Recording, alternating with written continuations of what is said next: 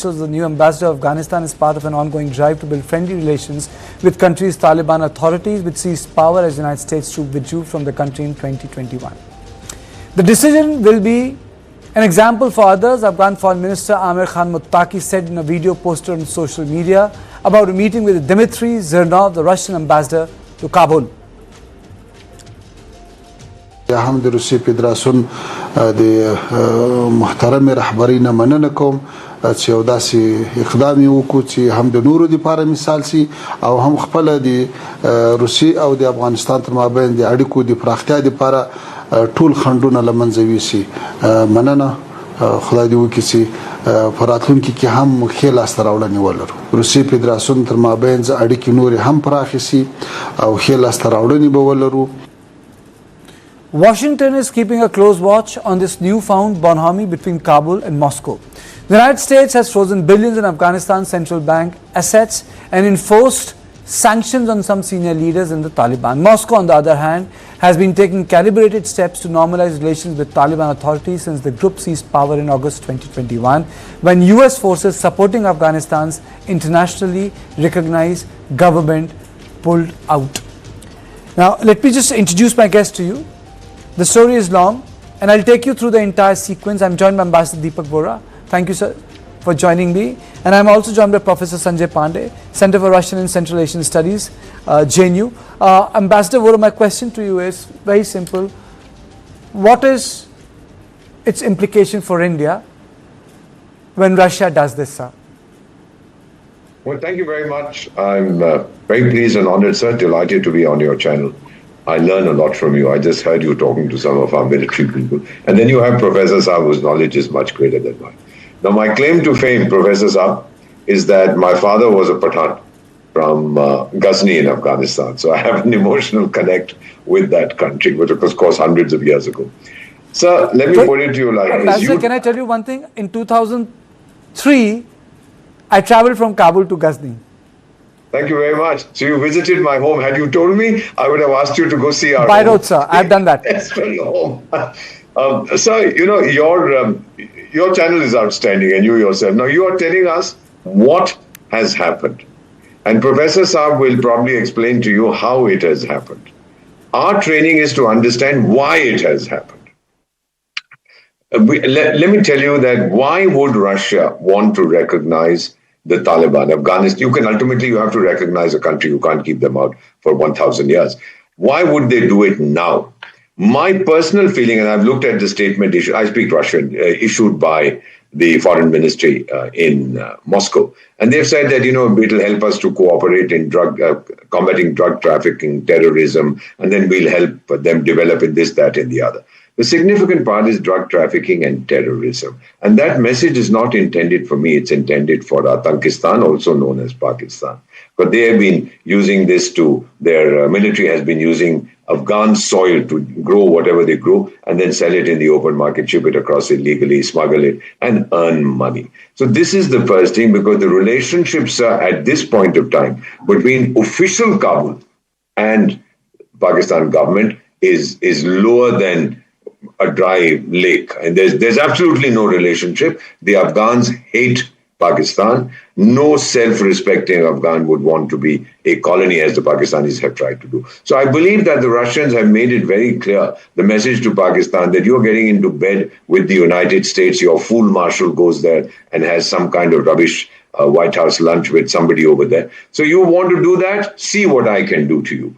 And I can hurt you where it hurts most, which is right on your border, because you're having issues with India. Now, the Taliban didn't like you, but now that I'm on their side, brother, you behave yourself, otherwise you'd see what you're in for. This is my understanding of why the Russians have done it at this time. And China, of course, said, oh, what a brilliant thing you've done. What else would you expect them to say?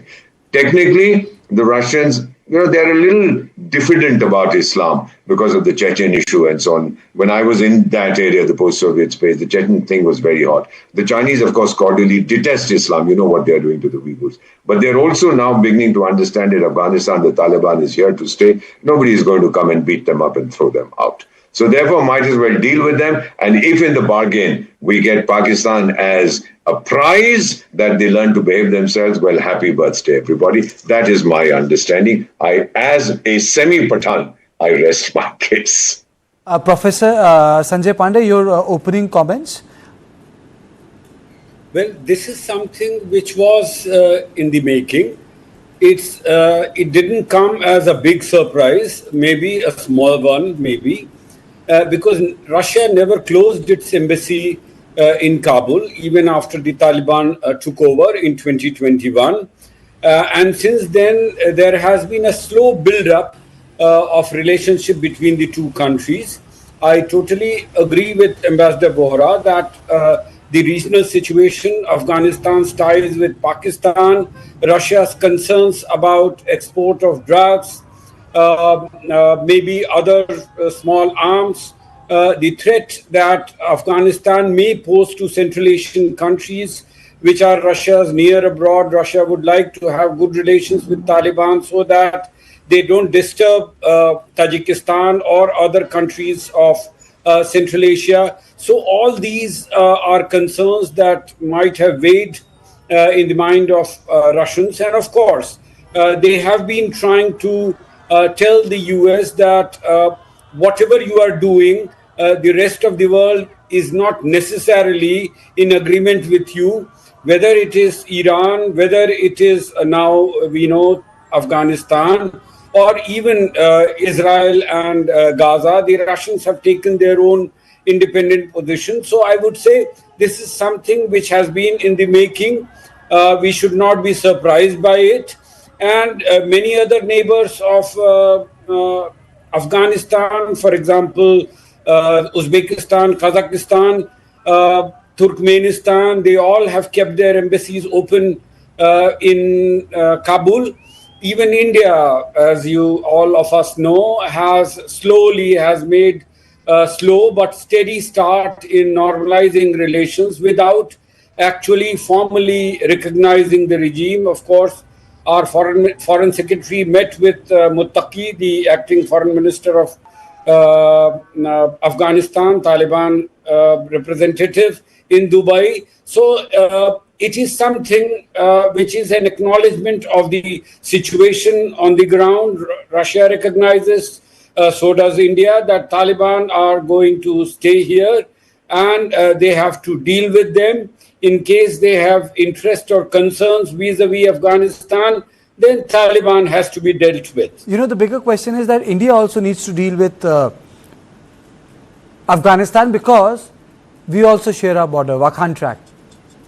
We share our border, which is Wakhan Tract. So, Ambassador Bohra, my question to you is, 20 years we invested in the Tajiks and the Hazara and the Northern Alliance. And I myself felt it on couple of times, 3 times I went to Afghanistan, that the northern areas, the reception of Indians were different when you went from Kabul to Samamgam to Mazar-e-Sharif, and the behavior of people changed when you went down to Ghazni, and they look different, they behave differently to you. So my question to you is, what is the Indian challenge in this context? We have a technical team which is working. Is it possible for us to open a consulate, embassy there? Is it possible, Ambassador Bohra? And of course, and why not? And the building is still there. Our technical team is working out of the premises. We went back when Taliban, when the Taliban were removed the first time. We went back. We opened our mission. One of our best colleagues in the Foreign Service, he went as our first. He went to open the mission there, and we posted some outstanding people there. My question here, sir, which I want an answer, maybe you or Professor can give it to us. What is Afghanistan's problem with Bharat? What is the Taliban's issue with us? None whatsoever. I have many friends, sir, from Afghanistan who tell me that before 1947, Bharat was our neighbor, British India.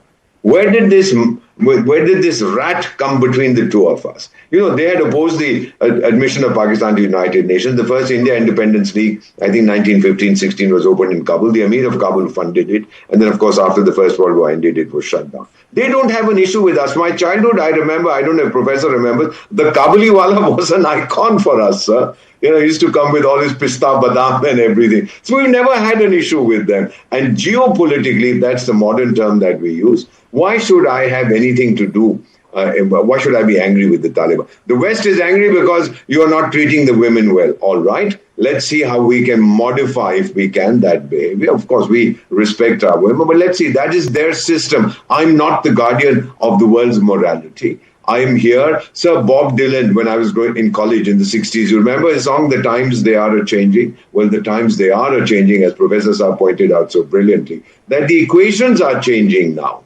And the Russians have realized, why should we, when these fellows can create trouble in my soft southern underbelly, the Muslim underbelly of the former Soviet Union, why should I allow them to do so? Why don't I shake hands and say, sweet, I love you, you love me. Now let's stay away from this. Focus your attention on Pakistan, whom you cordially detest.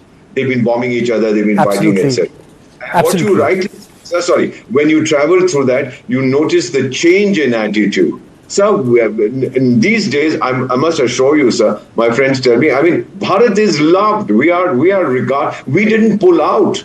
You remember, sir, they talked about the 3 billion grants that we had given. The stupid jokers in Afghanistan said it was investment. They don't know the difference between investment and grant. That was the money we'd gifted to them, and we completed the projects. These were all pointers that India had never abandoned Afghanistan when Taliban 2.0 came. We were there. We didn't scream and yell from the rooftops, oh, my sweetheart, no. But we were engaging with them very quietly. That's our strength in diplomacy. And very quickly, Professor Pandey, there's also a complexity.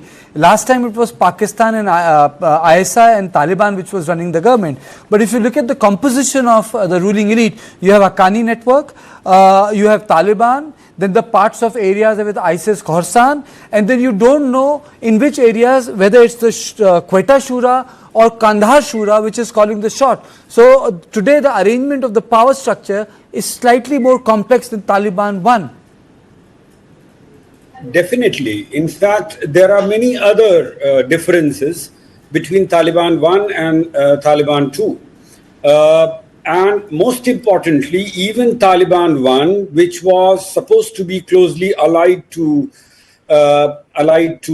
Pakistan, even they did not recognize the border between Afghanistan and Pakistan. So that has been a point of contention. The Pashtuns have never recognized that British creation, and whether it was Taliban 1 or Taliban 2, they still believe that the Pashtun nation is one, and they have such claims and demands over Pakistan.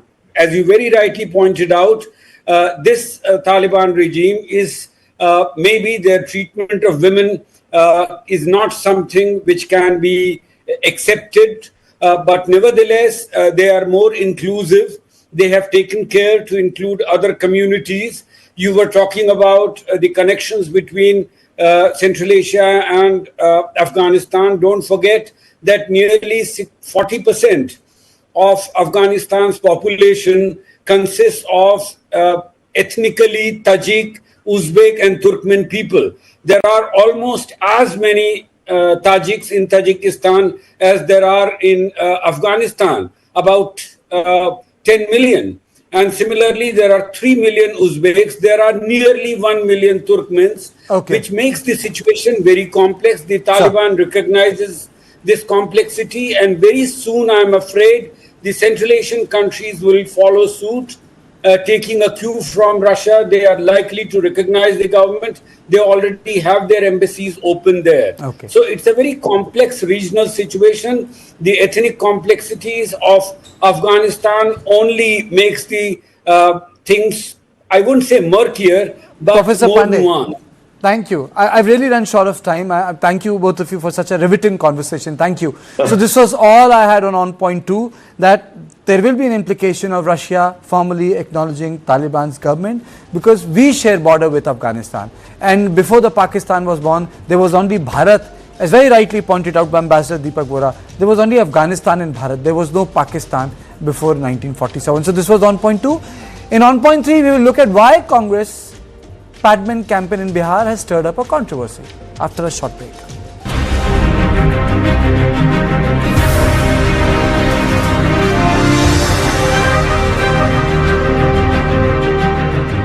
कहाँ खोया रहता है भाई, हमेशा mobile में घुसा रहता है। आपकी महबूबा देख रहा हूँ, ये सब क्या है भैया? हाँ क्या बाइक थी यार, पिंच एकदम। हाँ बाइकर बनने का सपना जो था, फिर ये डुगडुगी गई कहाँ? पापा के साथ साथ सारे सपने भी चले गए। अब तो बस अपने गैराज में बैठा लोगों की डुगडुगी ठीक करता रहता हूँ।